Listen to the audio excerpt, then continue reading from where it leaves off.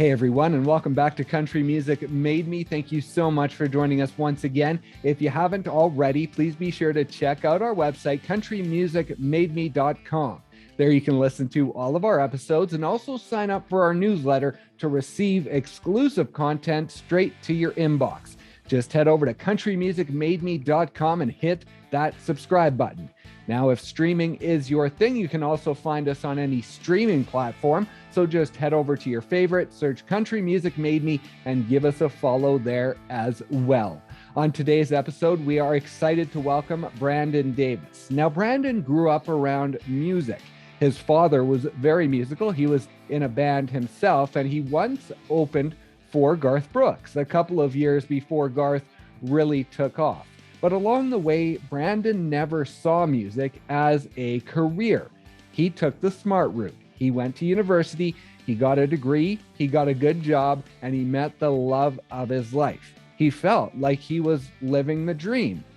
But a major car accident in 2019 changed everything. He realized he needed to chase his dreams of music.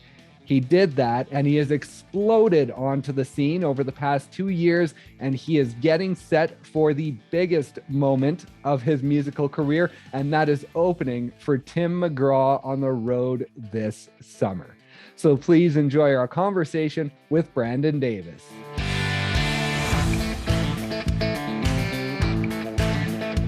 I've read that you had a musical family. Obviously, your dad was a musician. Talk about his past and what that looked like, because you talk about him opening for Garth Brooks in 1988. And so what did his career look like before he kind of stepped back from it?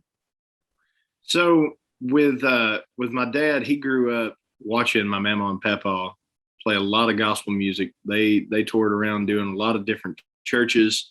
And it was him on a guitar, my mama on a tambourine, and my dad, I'm pretty sure, was picking up and playing his first bass in a church band by the time he was 12. Oh, okay. So he was always around it. It's something that he caught on to really quick, and anything that had a string, if he picked it up, he found a way to be able to play it. So he played a lot of gospel growing up, a lot of country, and actually toured around the country with a few of the bigger gospel groups back in the 70s and 80s, like the Hymnsmen, Kingsmen. Several of them became a really big influence on a lot of his writing, because he actually wrote a good bit of gospel music. Oh, okay. And him and my uncle actually played all the different local spots here that used to be the big spots here. We had the Rock and Country Club, we had the Governor's Lounge, we had the Electric Cowboy. You name it, they were hitting up each one of them with a band, and they were killing it on the countryside. And I got to see a little bit of that growing up. There wasn't a whole lot of those places, kind of like my kids, that I could really get into. Right. Every chance I got, when they were like, "Yeah, we'll let you slide in the door for just a second," I was darting in there to be able to see what was going on. But he wrote songs for so long, and is actually the one that showed me how to write them. And I'm very blessed for that fact, because he showed me the meaning of putting a story into a song and how that can connect with people. And that's what I try to do with all my music. And it's because of that man right there. And so how did opening for Garth Brooks come about? What did that look like? Was he playing in a different band that opened for Garth, or was he leading a band that opened for Garth, or what did that look like? Well, my dad was the lead singer that night, and they were the opening act at the Governor's Lounge the night that Garth Brooks came through, before he was really like the Garth Brooks. Oh, okay.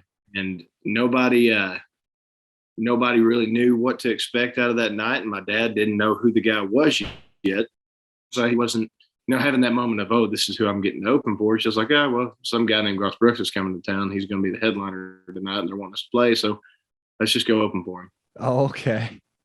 That's what he did. And he said, I'll be darned if a couple of years later I'm not looking at it saying, that's the guy we were opening for that night. And what's crazy is that all these years later, for that night in particular, my dad had went and bought a brand new resist-style cowboy hat, this black cowboy hat with had a steel band and a feather band that would go around it. And he was like, I spent all this money on that hat because they wanted us to dress nice for this show. And he wore it that night. and I think one other night other than that. It's sat in a box since 1988 up in my uncle's house.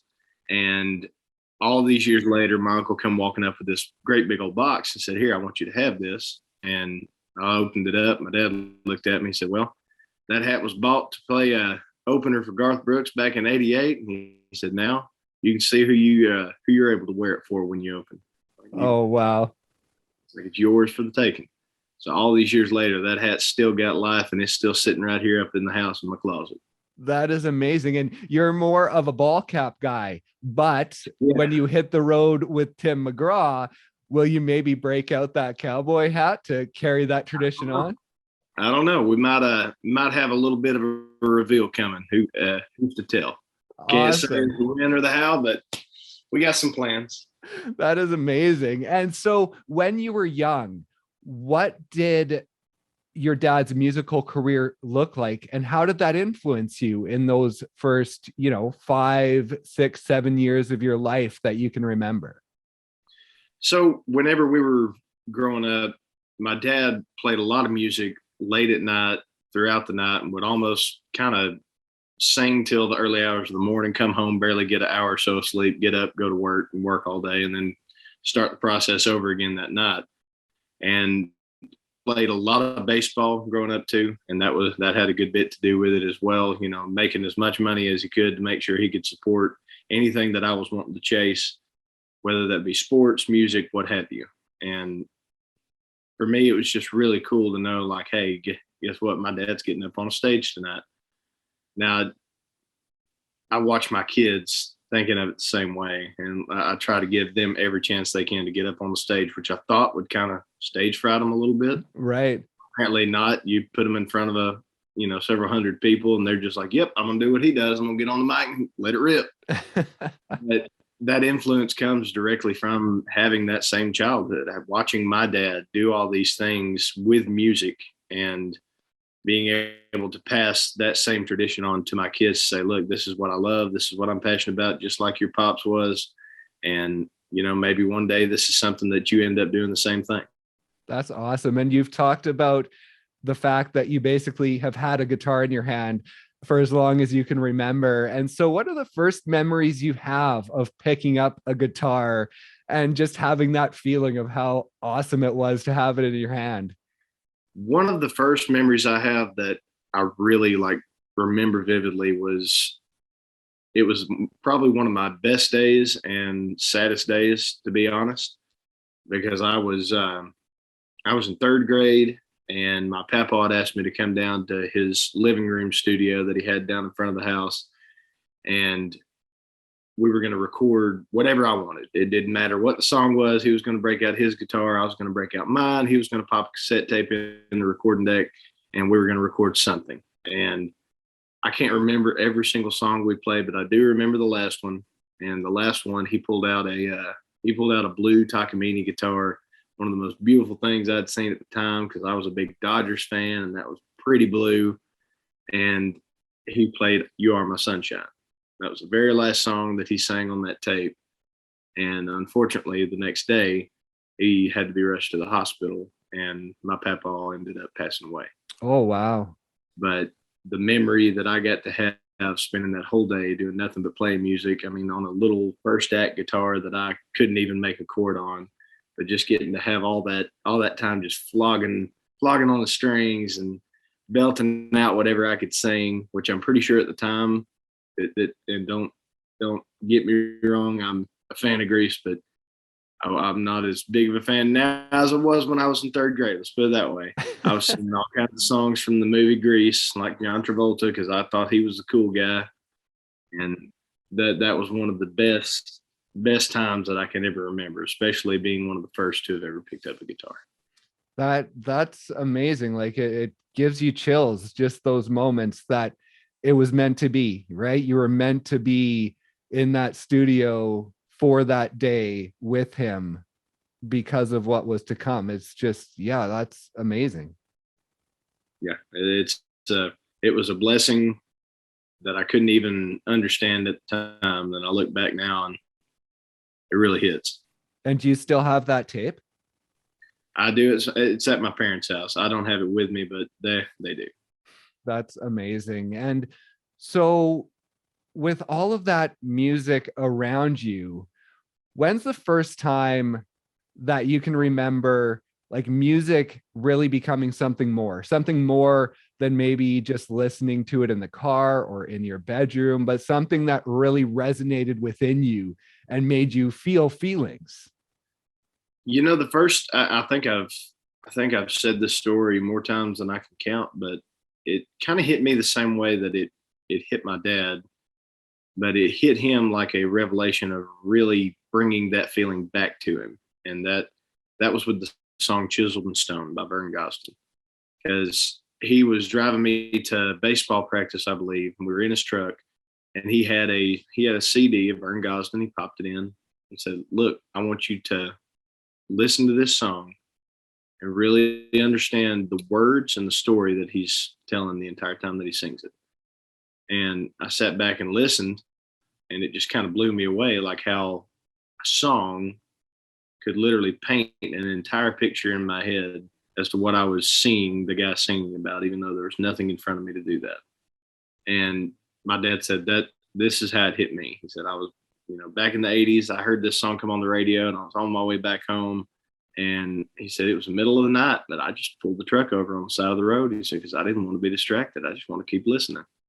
And that was my moment, like listening to that song that not only brought my dad into just a trance of, wow, what am I listening to, but me as well.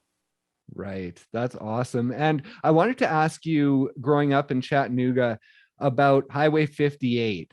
I saw you mention that and sort of the memories that that brings back. Just talk about that highway and what that means for your journey and some of the memories you have from it that just makes it so special.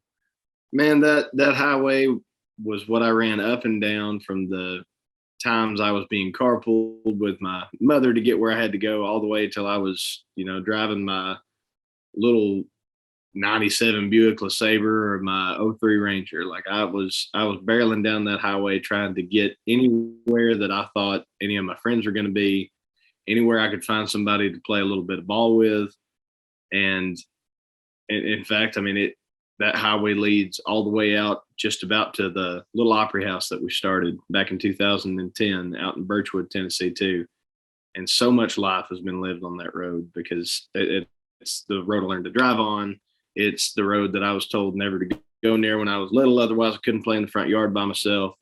It was a road that I finally broke that rule and crossed whenever I discovered there was a creek and a cave and everything else I could explore on the other side of it. It's the road that led out to the lake. It's the road that led to every school that I went to from grade school all the way to high school.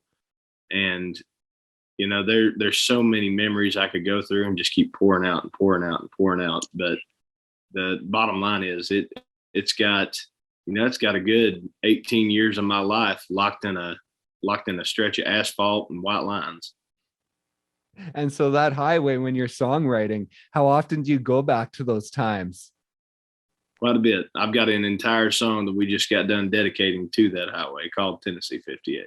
That's awesome. And the performance side of things, I saw you talk about singing to some of the country greats, like Merle Haggard's Greatest Hits was, I think, one you mentioned singing along to for hours. And so just the performance side, even just within your bedroom or within the house, when did that start to take over for you? Man, I've done it all my life. Like there's a picture that my mother cherishes with everything she has of me when I was probably 2 or 3 years old, holding a wooden guitar that was supposed to be a wall decoration that just said, I love country music on it. And I was grabbing that guitar after watching how my dad sang and trying to imitate the way that I saw him singing.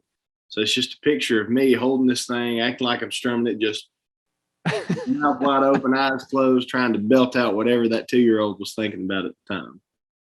And I mean, that it never stopped. I was always famous for riding around in the truck singing and writing songs. In fact, it's the way I wrote songs for a good, I don't know, probably 10 years of my life. And it's just crazy to think back to all the different times that I would be cranking up a cassette tape and singing Elvis, or I'd be riding in the car down with my mom and dad to Panama City singing Merle Haggard's 16 Biggest Hits word for word as my mom got aggravated when I wanted to start it over. It's something that I don't think it's ever going to stop. It's now I get to watch my kids do it, like my daughter and my son, especially my youngest son.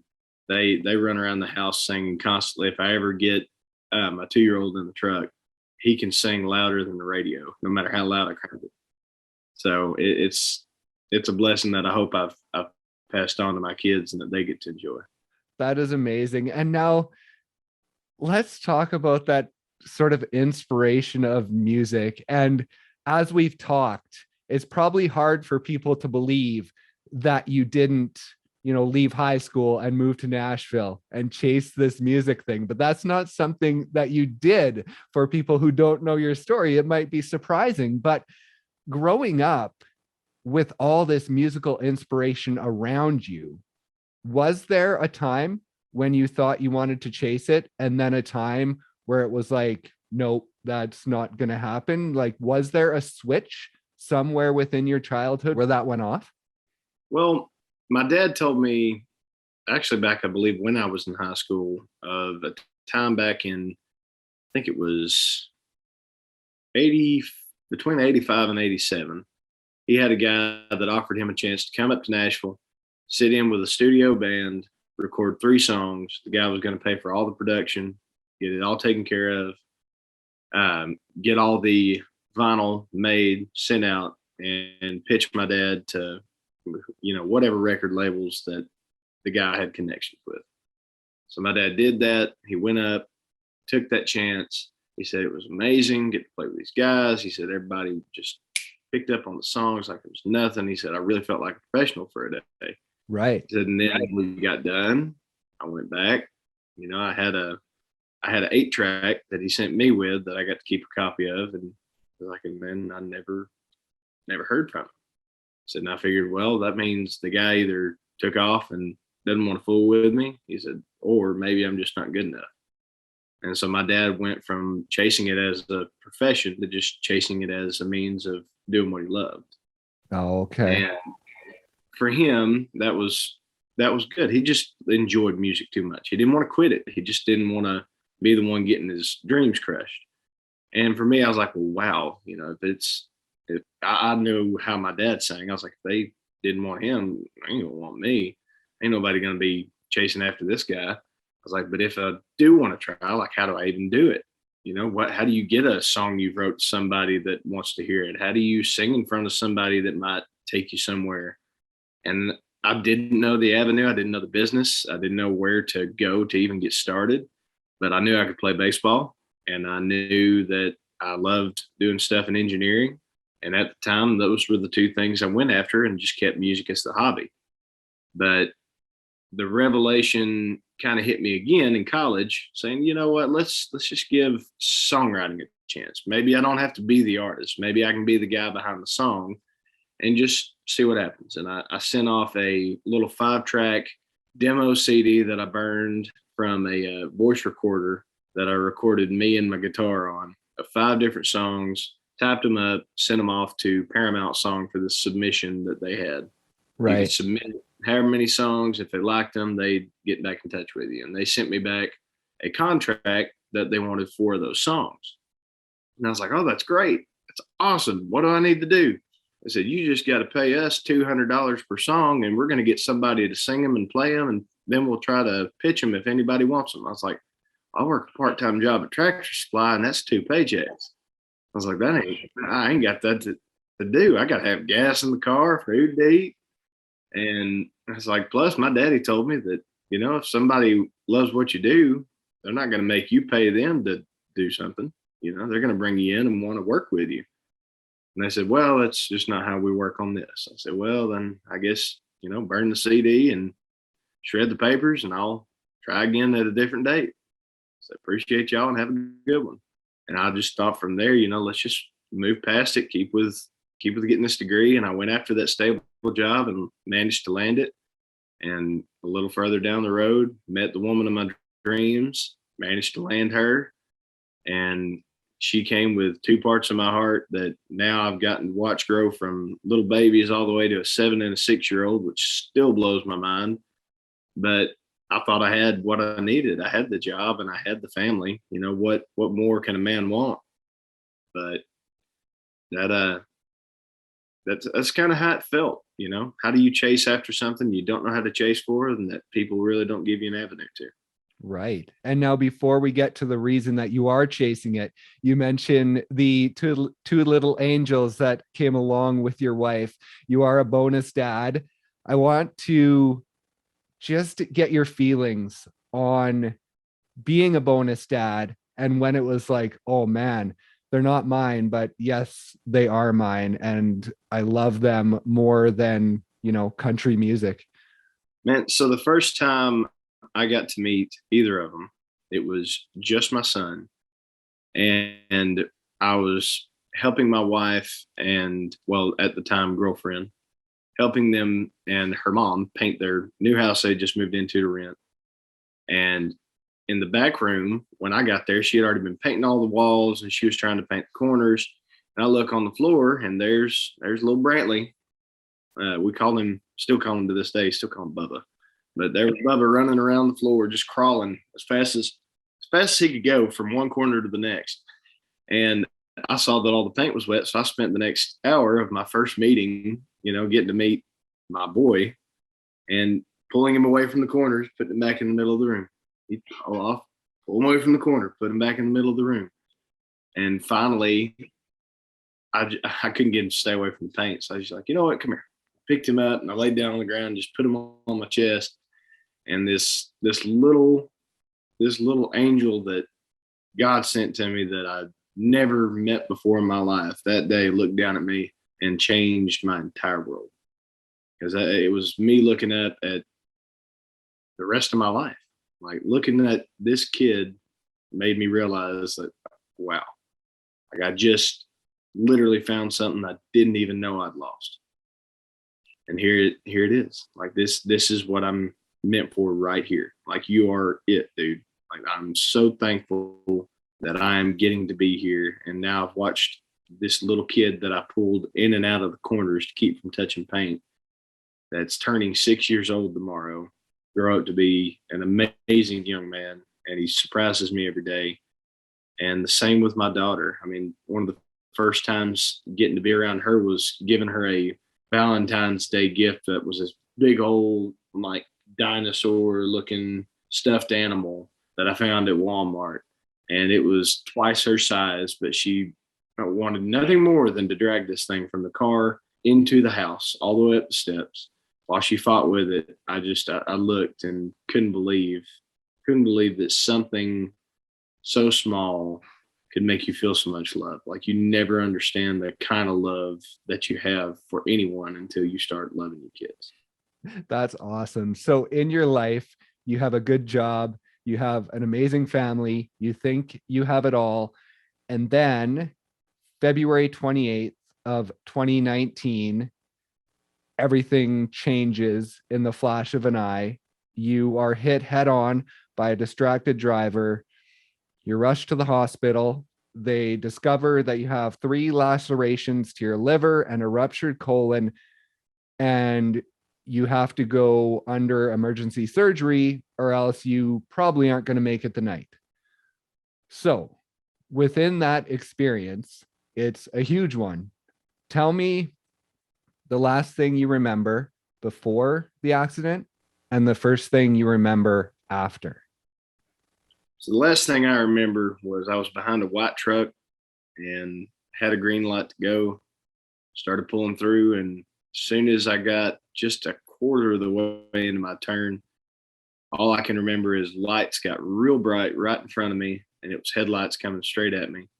I remember the impact, and it felt like a movie. As corny and cheesy as it sounds, it felt like a movie, and everything just seemed to slow down. Like, I could watch everything crunching in on me, all the glass and the plastic and the metal flying around. And next thing I know, the car stops. I hit, the airbag pops, hits me in the face. And to me, I thought it was boom, you got hit, boom, the car stopped. and then, hey, I'm getting out.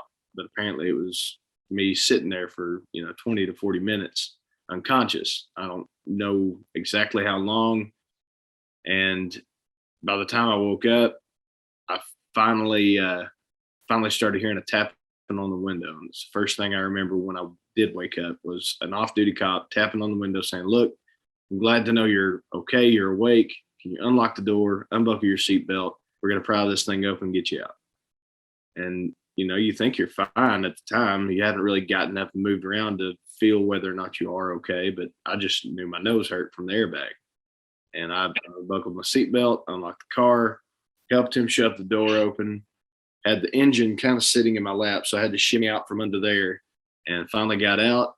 I kind of looked around, realizing what all had happened. And about the time I realized how bad my car was, that's when I realized how bad I was, because shock, adrenaline, everything wore off, and down I went. And from there, it was just trying to grit your teeth and act like everything's okay until you get to the hospital and they can tell you what all isn't okay. Did you learn how bad it was before your surgery? No. So they did a bunch of scans and tests and put me back in a bed and said, "Look, we're not seeing much. We see a little bit of what looks like a laceration on your liver.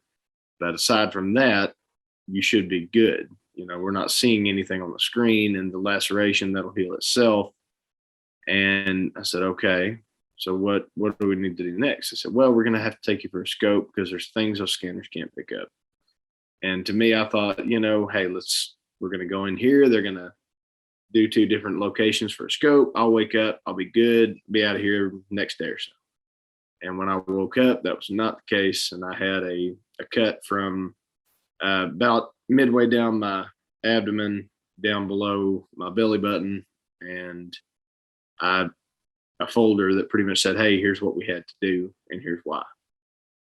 And they explained it all to me. They had to go straight to my wife while I was under the scope and say, "Hey, look, we have to do this, or he's going to go septic and he's gone." And so they did what they had to do, and thankfully they did, because I wouldn't be here if they hadn't. But it was a scary moment. You wake up and something you didn't expect is all of a sudden just there. And you're trying to really wrap your head around it all, because number one, the wreck happened. Number two, now this has happened. I was trying to process it, and all I could think was, why? Why did this have to happen? I don't understand it. It doesn't make sense. Of anything that could have happened to me today, why did this have to be what happened? But all my wife told me repeatedly was, "You don't understand it now. I promise. One day you're going to. It's going to make sense. It might not for a while, but it's going to make sense." And the entire time she said that, all I could think was, there's so much I haven't done. Like, I just about lost any chance that I had at furthering any of my dreams, or, reaching goals that I'd set that I still hadn't achieved. And yet I'm sitting here telling my kids every day to do exactly that, while I'm kind of just running around in a circle. How long did it take you to overcome the mental side of the crash and the thought that you almost didn't make it through that night? Was it a long process of sort of coming to terms with that and overcoming that thought? It wasn't so much trying to overcome the thought of why it happened, because once I got out, the only thing I wanted to focus on was what was next and how could I get myself in a state that I could start pushing towards it. And when I got out and got back home and started to somewhat feel like I could at least move around again, and things started to feel a little bit more normal, all I did was push myself to get better, to get past anything that was holding me back from that. And I told her, "Look, there's stuff I haven't done, and it's a true fact, but I'm gonna have to start chasing them." I said, "And I think the one I want to chase after the most is music." I said, because I've got a phone and a notebook and old cell phones and everything full of songs that nobody but a few people out in Birchwood, Tennessee have heard. I said, and I need to be able to share this stuff with people. And she said, "Okay, well, if you want to do it, then let's start doing it." And thankfully, that's exactly what we did.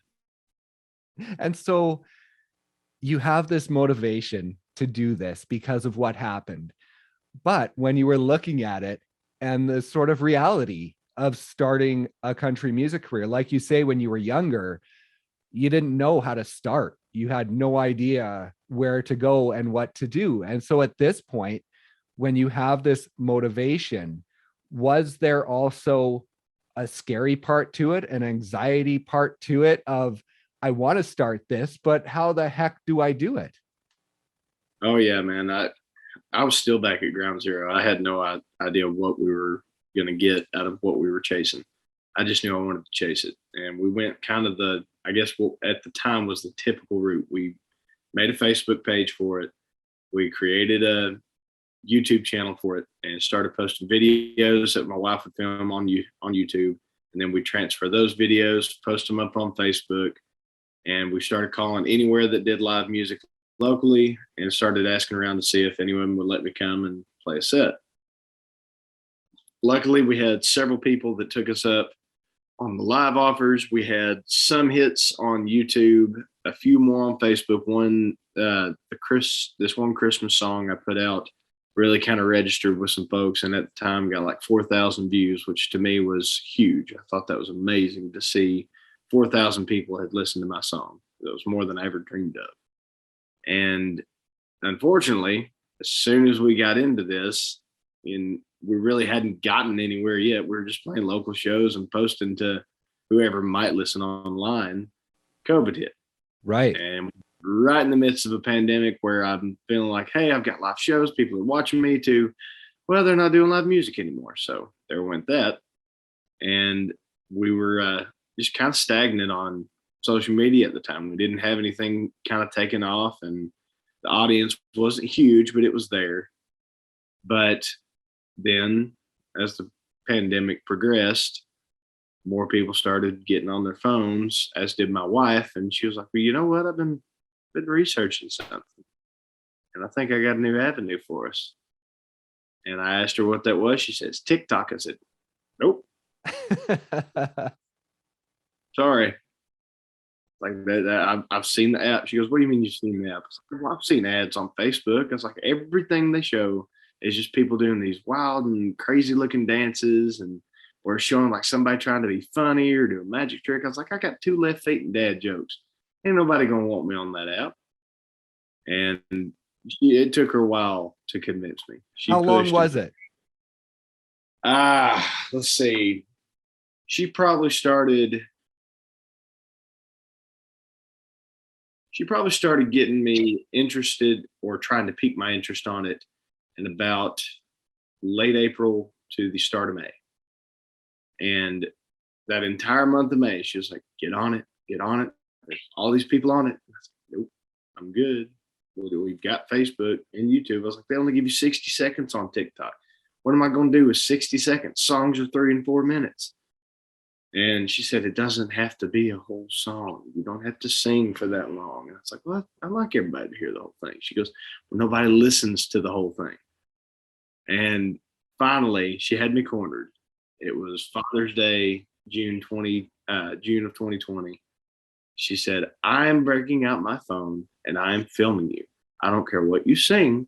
You just sing while I record. Sound good? I was like, yeah, sure.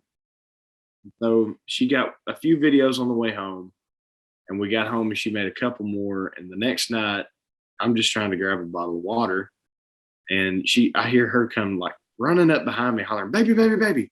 And I turn around like, yeah. She's like, sing me Brad Paisley.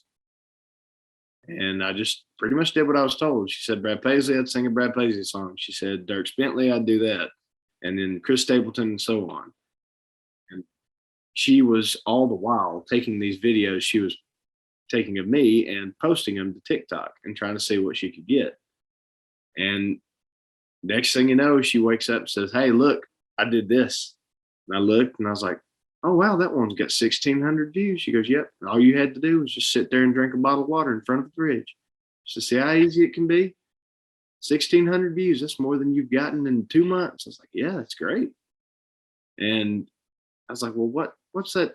What's the login? I'll log in and just see what it's about. See if I can get on.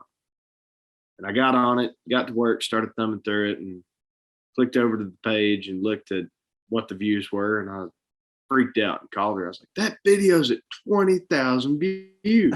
That's crazy, ain't it?" I was like, "Yeah, this is awesome." And by the end of the day, next thing I know, this thing's hitting 1 million views. And I never understood how it happened like that. I don't know. I don't know how to describe the feeling that it gave me, realizing that, hey, all of a sudden you've got a lot of people watching what you're doing.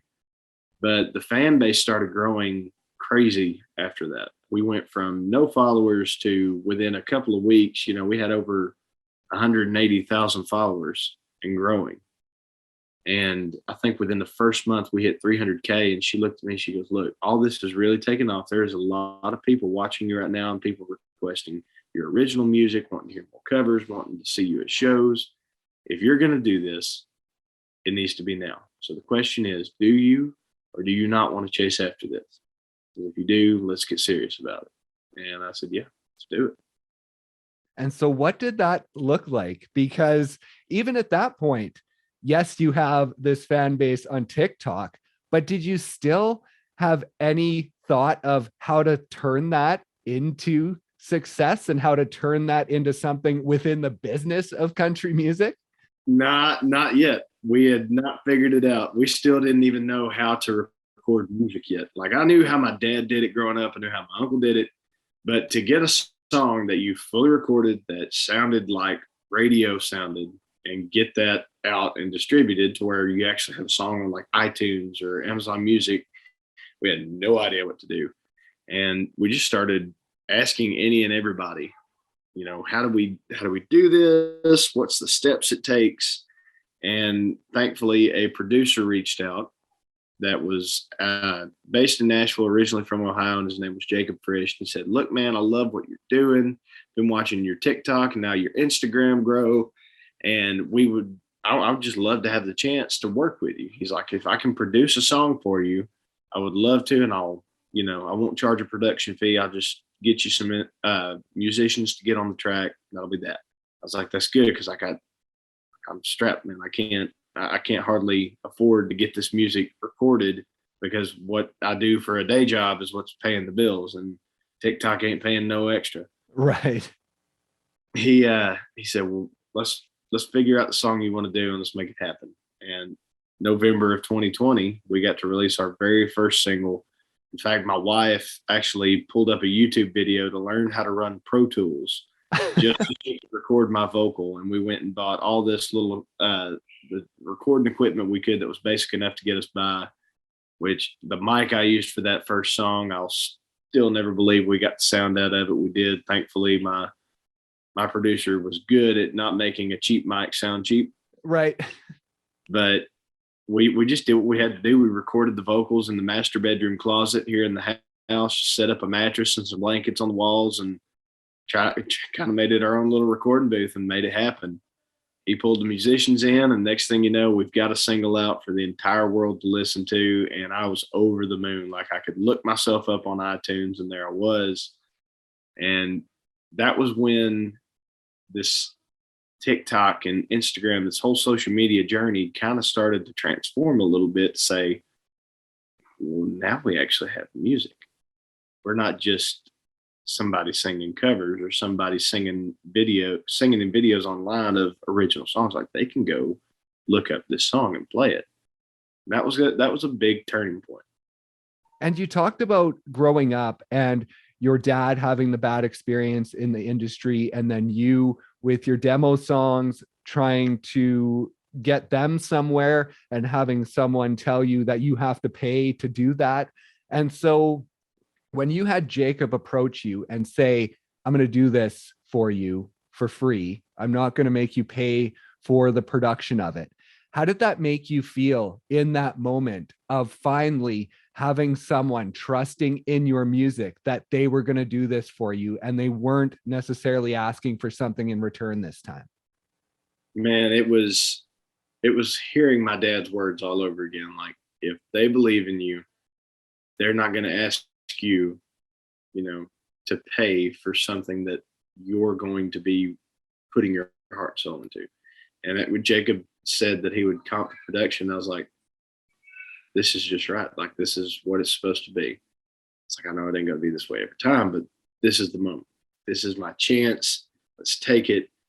And God, I mean, listening to that song to this day is still, it brings chills to my spine just because I know what we were able to do and how we were able to do it. And I've been using Jacob ever since. He has become one of my top producers that we use on all these tracks. He's actually the producer on the song we just released, Hearts Don't Rust. And he's become a very, very dear friend to me. And what's crazy is I still haven't met the guy in person, which I hate to say. Oh, wow. In this COVID and digital age that we fell into back in 2020, it's everything's been through FaceTime and Zoom. But I swear the first time I do meet him in person, it's going to be like I've known him my whole life, because you find these connections through social media, through this growth, through the fact that you don't know anybody, but somebody wants to network with you.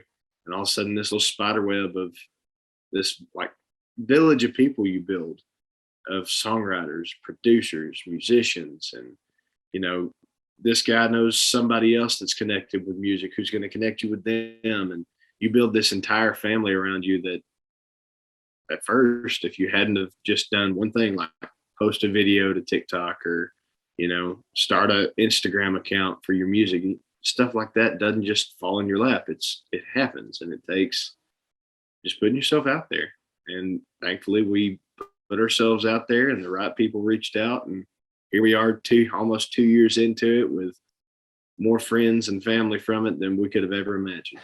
And that 5-song demo that you did in college that you sent off to try and get some traction on, are there any songs from that have made it into this career that you have either recorded or that you plan on recording in the future? One did make it. And that one is called Back Home. And I haven't recorded it fully yet, but we did get to go up to a studio with Yesterday's Country and Warm Audio, and we actually put together a acoustic video for that one and got to put it on YouTube. And the crazy story behind it is, back in 2011 when I graduated at Chattanooga Central, we always had a senior prophecy, and the senior prophecy was where they picked out different students from the senior class and told everybody in 10 years where they believed everyone would be. Right. And right. I always thought back then they were going to say that my prophecy was going to be around baseball or sports, because that's what I was mainly known for in high school. I sang in the talent show, but that was like once a year. And the senior prophecy for them was Brandon Davis's song Back Home has gone gold, and he is traveling the country playing his music to everyone, but still finds time to come back to Harrison Bay to sing around a bonfire with his friends. And it was crazy to hear that back then, but looking at what we're doing now, even though Back Home isn't a song that went gold, the rest of it did come true. We are traveling the country playing music, and we do still find time to just hang out and, kick back and have a little jam session with our friends. But it never would have dreamed that whole thing would come full circle from a prophecy that was supposed to be a joke. That is amazing. And now with your debut album, it's a very diverse album with a lot of different emotions throughout. And it is awesome to see you capture that. And it's also awesome to see you capture it within your sound, because your sound, it feels like it's sticking to the traditionalists that you grew up on, that you talked about singing in the car. And so is that important to you, to really be able to keep your sound within this industry as a new artist and not be sort of dragged over by what people want to hear, or people telling you should sound like this or you should sound like that? It is real important to me, just because I was raised on a certain kind of country. And I know the kind of country I was raised on isn't, everybody's cup of tea. It's not going to be the most modern or up-to-date version of, what you're going to hear on the radio. But I like to think I take what I grew up on and give it a whole new spin by saying, look, this isn't just me trying to rehash old country. This isn't me trying to make a splice between old and new. This is me saying this is my style of country. And it's a mixture of what I was raised on with what I want everyone to feel like they enjoy. And that's where my sound falls, is right there in its own lane. It's not trying to be anybody else. It's not trying to say that I'm bringing Merle Haggard back, or I'm trying to be, the next Brooks and Dunn. I'm here trying to show y'all how I want to sing it, how we want to write it, and that we hope at the end of the day when you hear it, you're like, man, that hits me right in the gut. And if that brings everybody to a little bit of a 90s nostalgic feel throughout these songs, then I'm definitely hitting the nail on the head, because that's my generation. That's awesome. And now within this career, you have blown up on TikTok, and a lot of the headlines that you see online are TikTok sensation. And now within this industry, because TikTok is so new, is there a divide within being a country artist and being a TikTok artist, do you find? Or is it one and the same right now within the industry? I feel like it's really become one and the same. It was kind of a tidal wave of something brand new there for a minute that I feel like shocked a lot of people. Yeah. But the industry sees what everybody else is seeing, and they're seeing the fact that it's a tool. It's just like anything else. It's like a commercial on the radio. It's like, having a flyer sitting up at the counter at a restaurant. It's a means of promoting what you have as a product and saying, here I am, here's where you can find me, and here's what I got going on. And this is the means I'm using to be able to kind of transfer that information to everybody else. And for us, it's gone from, at the start, really trying to just share as much music and everything as possible, to, we live a life that's full of music. We live a life of constantly writing songs and, kids being crazy and trying to keep up with everything in between. So we went from sharing what you want to try and, okay, best way to describe this. We went from trying to create content to just letting ourselves share the content we already had. That makes sense. Yeah. Life be the content that we've got to share. And even if that's her popping out of a bedroom and scaring me half to death, hollering, hey baby, when I'm walking through the house thinking that everything's good and nothing's going to happen, even if it's just that, her catching me off guard, telling me to sing, or us listening to a song that we've been waiting to hear the final production on in the car, or it's, singing with my boy up on stage. It's whatever life is creating at that moment. And that's what I love about social media now, is that we just get to share who we are. We don't have to go through telling people, hey, we created this really cool character over here that if you go on TikTok, you can see it there, and then come to a live show and I'll just play you some music. We just get to say, this is me. And if you come out to the show, you're going to get to see me. Right. And we appreciate you being involved in everything we got going.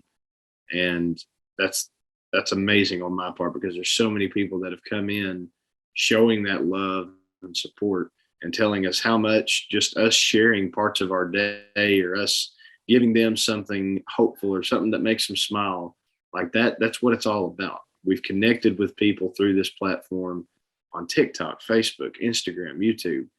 And when you touch somebody, just because you're able to share something with them that otherwise might not have been there to maybe brighten their day, or, maybe change their mind on a doubtful thought that they were having, it really makes you feel good. And it makes you feel like you're accomplishing something more than just doing something for yourself. And life is going to be creating some pretty awesome moments for you coming up here pretty quick as you hit the road with Tim McGraw. Now, have you wrapped your head around this yet? Do you fully understand what is about to happen? We're getting there. I'm about halfway through all the fanboying over here, trying to make sure that I realize, hey, you're going on tour with your childhood music idol, and it's no big deal. You're just going to get up there and do what you always done. You're going to get up there and sing on a stage in front of quite a few more people than you've ever sang in front of, and you're going to be with, some of the best artists that are out there on the market right now doing all this. But I think the biggest thing of it all is that I'm realizing, hey, this is somebody that I have watched since I was young, that has accomplished so much in his career, that had faith enough in what I'm doing to say, you know what, I want you to come out on tour with me, and I'm going to give you a shot to do what you love in front of a lot more people. And it's an honor. And that's where I finally started to reel it in and say, this is crazy, but it's just something that is so special, and I can't wait to experience it. That is awesome. And one last thing, with all this success that you're seeing, what does your dad think? What are his feelings within this journey? Finally seeing someone within the family grab this attention and grab this success and see what you're doing. Man, it blows him away constantly. And he's always, we have a routine that every single day, 7:30 in the morning, he calls me and talks to me from the time he leaves his house all the way till he gets to work. And he's always asking for updates. What's going on? What are you doing? When's your next song coming out? When are you playing your next show? What are they talking about up in Nashville? Have you been up to Nashville? Are you going to be going up to Nashville here soon? And he is always about getting that news, and having him involved and being able to share, especially when it comes to sharing how everything works nowadays as compared to when he was really hot and heavy for it back there in the 80s. It's special because he's getting to see my insider part of it that I get to share with him, where I was asking all these same questions when I was growing up, like, how did it happen for you? What were you doing? And, how did you ever get the shot? What does it take to get there? And now sharing with him all these songs we've wrote after years of watching him and his buddy Peabody and so many others write songs. It was special to me back then to watch his life kind of roll out in front of me through all the memories and stories. And now I get to do the same thing for him, sharing my entire life and all the memories and stories as we've really just got started on this journey. And it's a full circle thing. That is amazing. Well, the album Hearts Don't Rust is out April 15th. People can catch you on tour with Tim McGraw this summer, and you also have local shows happening if people check out your website for more dates. And congratulations on all the success and everything you have going on, and the fact that you're finally able to live your dreams after all these years. Absolutely. It's going to be a great year. 2022 is we're just getting kicked off, and there's a whole lot more to come between now and the end of this one.